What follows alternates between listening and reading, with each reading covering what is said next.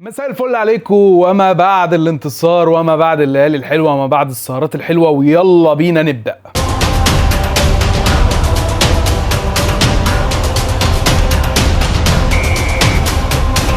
طيب يلا بينا نبدأ في حلقة رأي مونديال والفوز العظيم بتاع مصر 3-1 على نيوزيلندا، والأداء الرائع واليوم الرائع والسهرة الرائعة. ما سهرناش على الفاضي واتبسطنا. ويا عميد بتعملها ازاي؟ حلقة النهاردة هي بعنوان يا عميد بتعملها ازاي، وتعالوا بقى نتكلم عن العميد عمل ايه. العميد بعد شوط اول للنسيان، يا ريت ما نتكلمش عنه تاني يا جماعة. الشوط ده يا ريت ننساه خالص، يا ريت ما نتكلمش فيه. احنا ما لعبناش الشوط الاول، ما كناش موجودين، احنا نزلنا الشوط الثاني بس. ايه اللي حصل في غرفة الملابس محدش عارف لحد دلوقتي.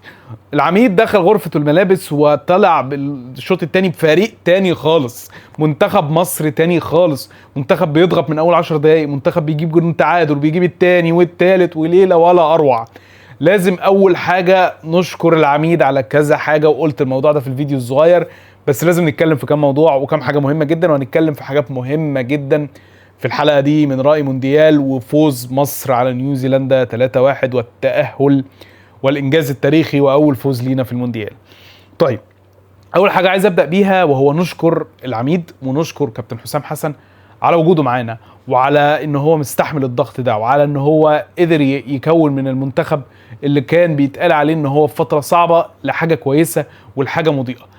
اول حاجه لازم نشكر جدا وجود زيكو. شكرا جدا يا كابتن حسام على وجود زيكو، شكرا جدا يا كابتن حسام على الروح. انت اثبتت امبارح ان انت مش مدرب زي ما بيقولوا عليك، في ناس كتير كانت بتقول مدرب الروح والشخصيه فقط، لا، مدرب التكتيك. غيرت التكتيك في الشوط الثاني، غيرت طريقه اللعب، ريحت محمد صلاح، خليت محمد صلاح في فورمه احنا مستنيينها بقالنا كتير ما شفناهاش مع المنتخب من سنين.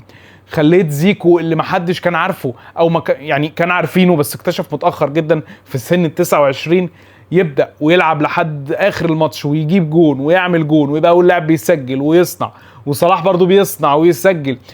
تغييراتك في منتهى الذكاء يا كابتن حسام. امبارح تغيير التريزيجيه فتحت الملعب، خلتنا ننطلق، خلتنا نجيب الثالث، واداء ولا اروع من تريزيجيه.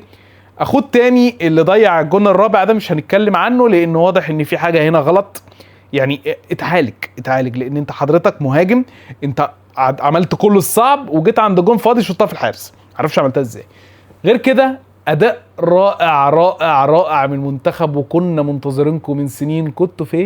كنتوا فين وايه الجمال والحلاوه دي والانتصار الرائع ده. طيب اتكلمنا طبعا دلوقتي عن زيكو، واتكلمنا عن كابتن حسام، وان كابتن حسام من اهم الحاجات في المنظومه دي، وده اللي بيثبت ان المنظومه مش محتاجه حد اجنبي. المنظومه لما بيبقى فيها حد عربي بتنجح، لما بيبقى في حد مصري خايف على المنظومه وخايف علينا ومننا.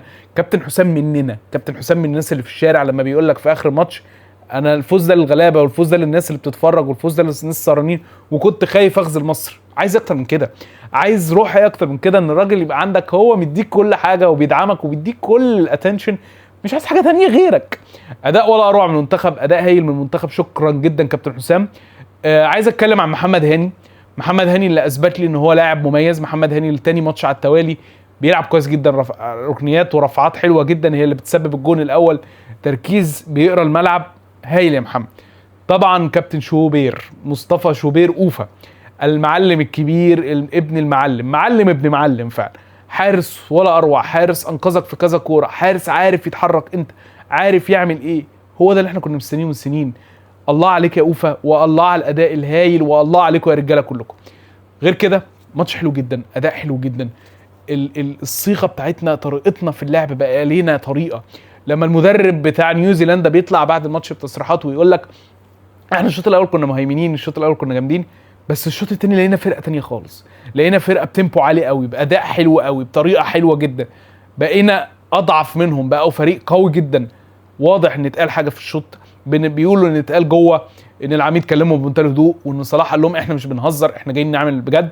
اللعيبه عارفه المسؤوليه وعلى قد المسؤوليه وعايزين يفرحوا المصريين. بجد شرفتونا، وبجد يا ريت تشرفونا كل مره كده.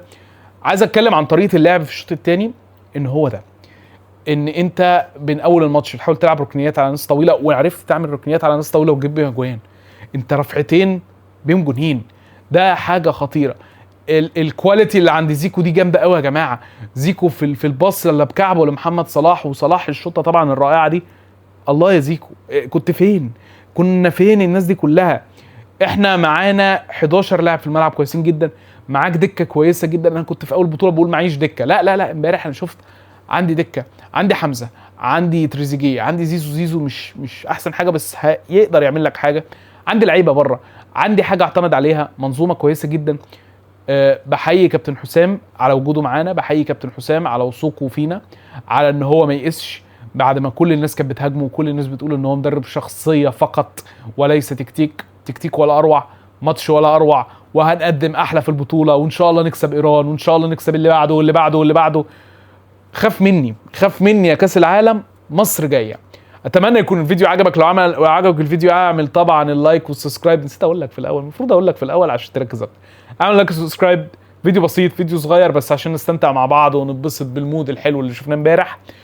سهرة رائعة، مش شايفين قدامنا بس مبسوطين جدا، اداء حلو جدا، شرفتونا كالعادة، وشكرا يا منتخب مصر، وشكرا يا حسام حسن، والسلام يا باشوات، اشوفكم في فيديو تاني.